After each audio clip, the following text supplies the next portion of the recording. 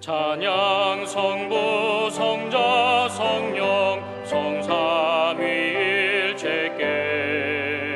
영원 무궁하기까지 영광을 돌리세 영광을 돌리세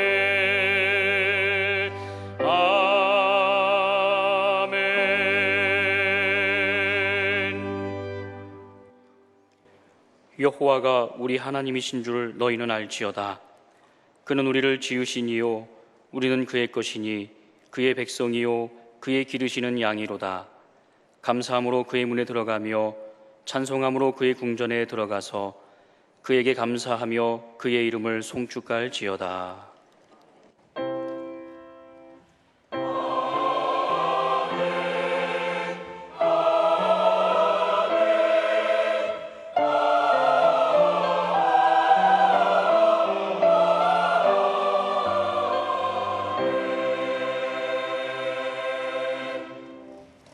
이 시간 하나님께서 우리에게 주시는 구약의 말씀은 전도서 8장 5절과 6절입니다. 제가 보는 성경으로는 955쪽입니다. 전도서 8장 5절과 6절입니다. 명령을 지키는 자는 불행을 알지 못하리라. 지혜자의 마음은 때와 판단을 분별하나니 무슨 일에든지 때와 판단이 있으므로 사람에게 임하는 화가 심함이니라. 아멘.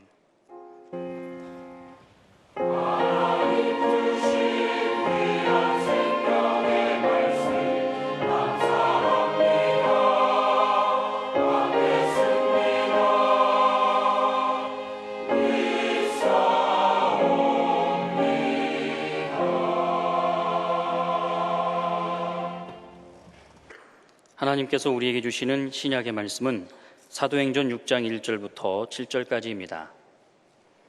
제가 보는 성경으로는 196쪽입니다. 사도행전 6장 1절부터 7절까지입니다.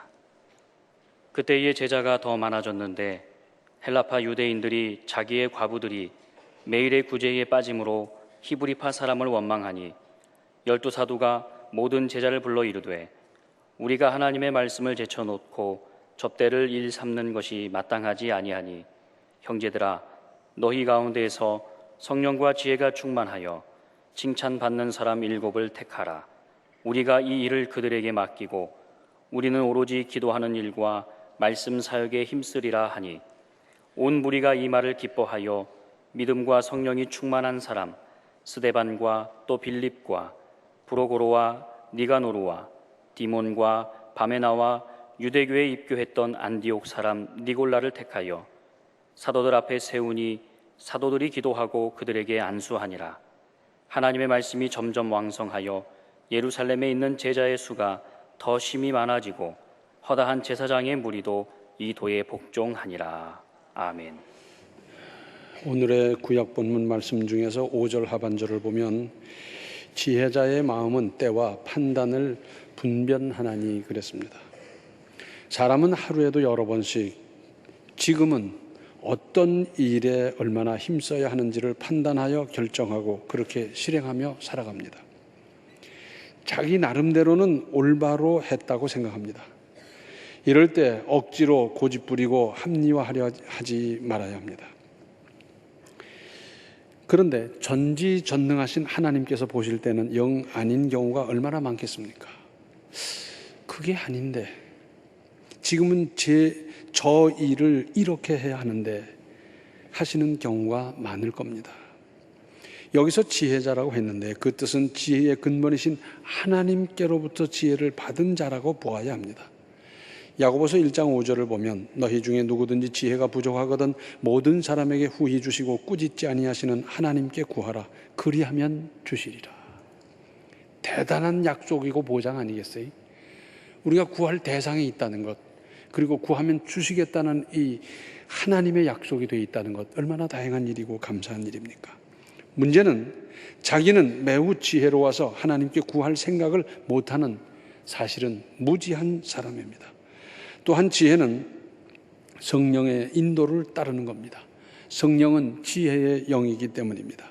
따라서 순종이 지혜인 겁니다.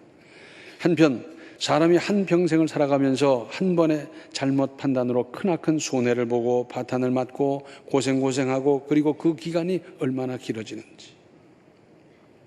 임진왜란 때 일본군들이 파죽지세로 밀고 올라왔어요.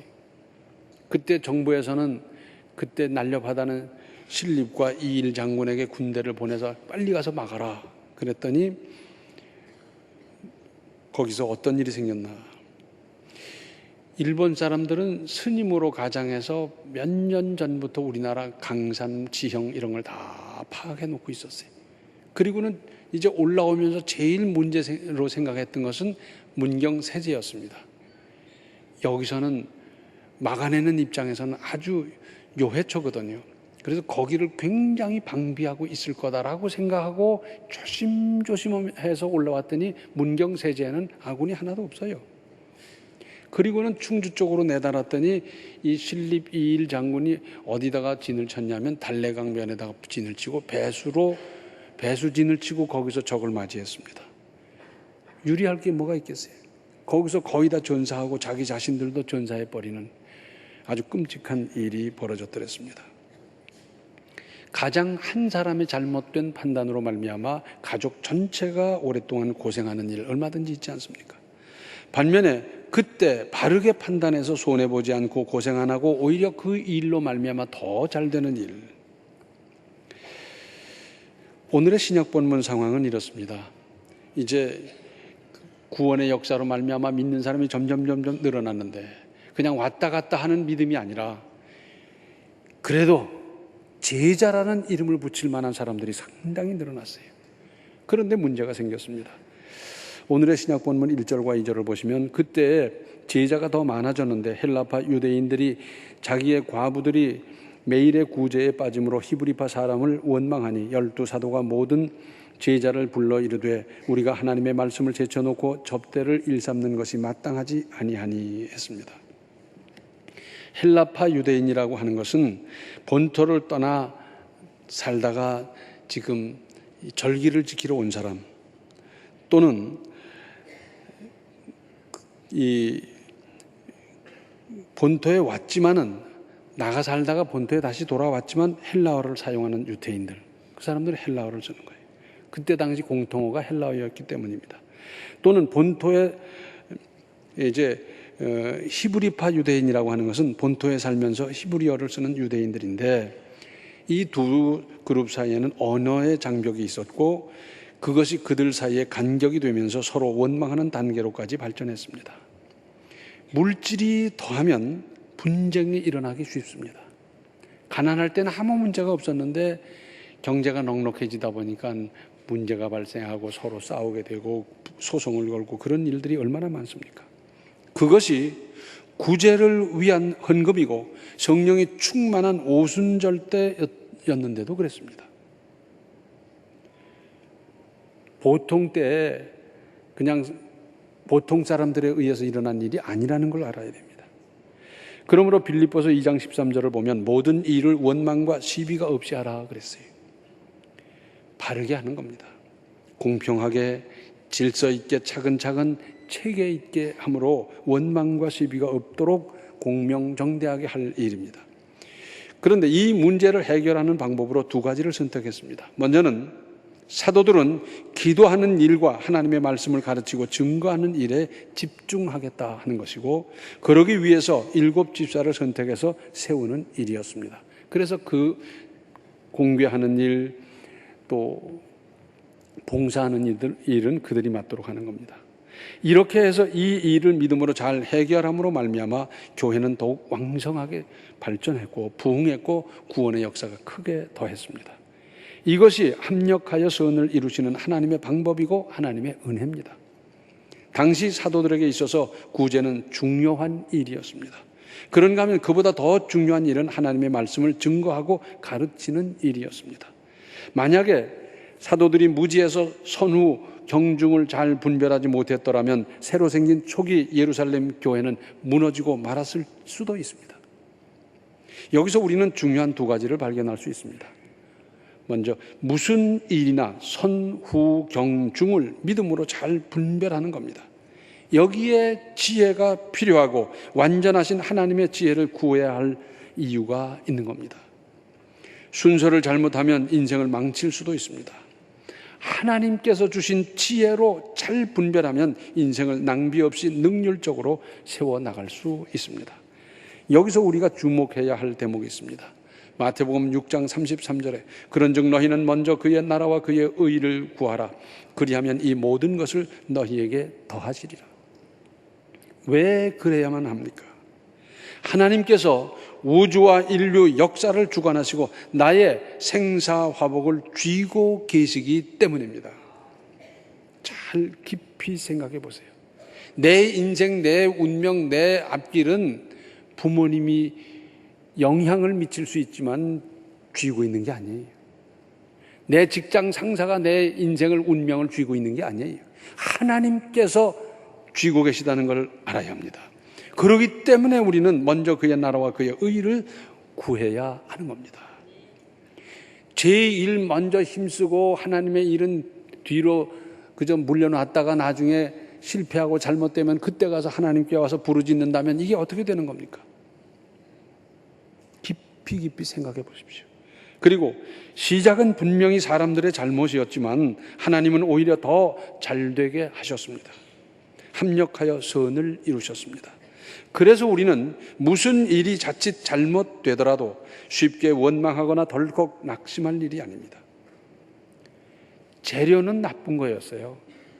그런데 오히려 더 아름답게 만드시는 하나님의 은혜를 믿고 하나님께 지혜를 구하면서 잘할 수 있는, 잘 될 수 있는 방법을 찾아보는 겁니다. 있어요. 자물쇠가 있으면 열쇠가 있는 법이지. 그런데 찾아보지도 않고 낙심부터 하고 실망부터 하면 일은 오히려 더 꼬이지 않겠습니까? 본말 전도란 말이 있어요. 중요한 부분과 미말에 있는 것이 바뀌어져 버리는 거예요. 사람이 많이 모이고 이제 질서와 제도를 하나씩 세워나가는 과정이었지만 그래서 이런 문제가 생겼어요. 그런데 사도들이 제자리로 돌아옴으로 모든 문제가 해결되면서 구원의 역사가 왕성해졌습니다. 주로 하는 일에 우선 충실하십시오. 축구 보셨어요? 그거 보느라고 지금 와서 좋으시네. 축구 선수는 축구를 잘해야 됩니다. 축구 선수가 바둑을 잘 둬서 몇 단이 됐다는 게 무슨 의미가 있겠어요? 축구 선수가 바둑을 둘 수가 있어요. 근데 그건 취미 생활이고 가끔 하고 그러는 일이지 본업인 축구를 잘해야지 축구 선수가 바둑 잘 둔다는 게 무슨 의미가 있어요? 농사 짓는 사람은 농사를 잘 지어야지 그 사람은 노래방에 가니까 이거더라. 노래할 수 있어요. 취미로 할 수 있고 또 자기 특기를 살릴 수도 있지만 농사 짓는 사람은 농사를 잘 지어야 됩니다. 사업하는 사람은 사업을 잘해야지 그림을 잘 그린다. 무슨 의미가 있어요? 취미생활로 그림을 그릴 수 있어요. 그러나 사업하는 사람은 1차적으로 사업을 잘할 일입니다. 예수 그리스도를 믿고 따르는 사람들, 그리스도인들은 1차적으로 하나님을 잘 믿고 따르고 실천하는 일에 먼저 힘쓰는 겁니다. 제 일 다 하고 이 일하고 저 일하고 중요한 일하고 뭐 어쩐 일하고 무슨 급한 일하고 자녀 돌보고 그러고 나서 시간 남으면 할 좀 그렇게 된다고 하면 하나님이 나를 어떻게 여기시겠어요? 내가 하나님의 일을 하나님을 10번째로 하는데 하나님이 나를 첫 번째로 알아주겠습니까?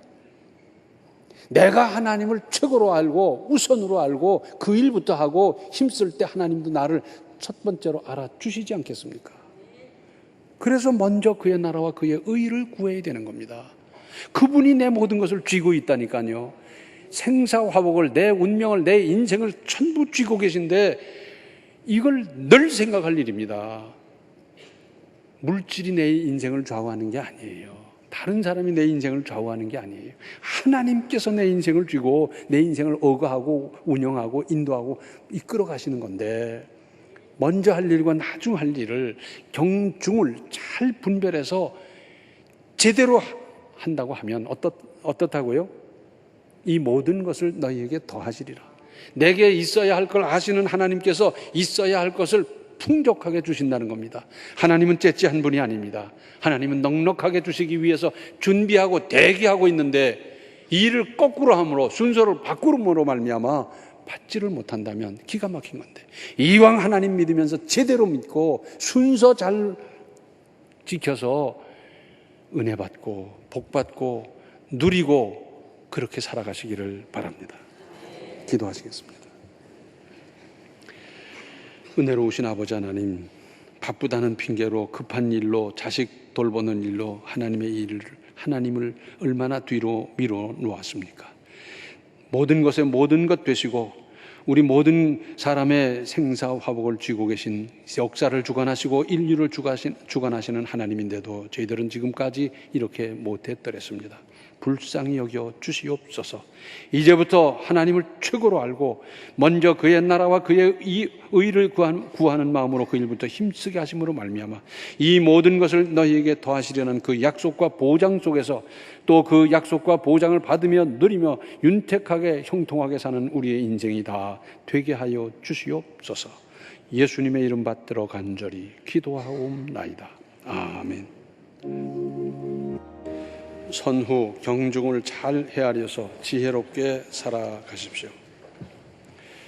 지금은 생명의 주 예수 그리스도의 은혜와 하나님 우리 아버지의 극진하신 사랑과 성령의 감화 감동 충만 교통하심이 주님께 지혜를 구하고 주님 주신 그 지혜로 말미암아 잘 분별하며 지혜롭게 살기로 작정하는 모든 성도들 머리 위에 이제로부터 영원토록 함께 계시기를 간절히 축원하옵나이다. 아멘.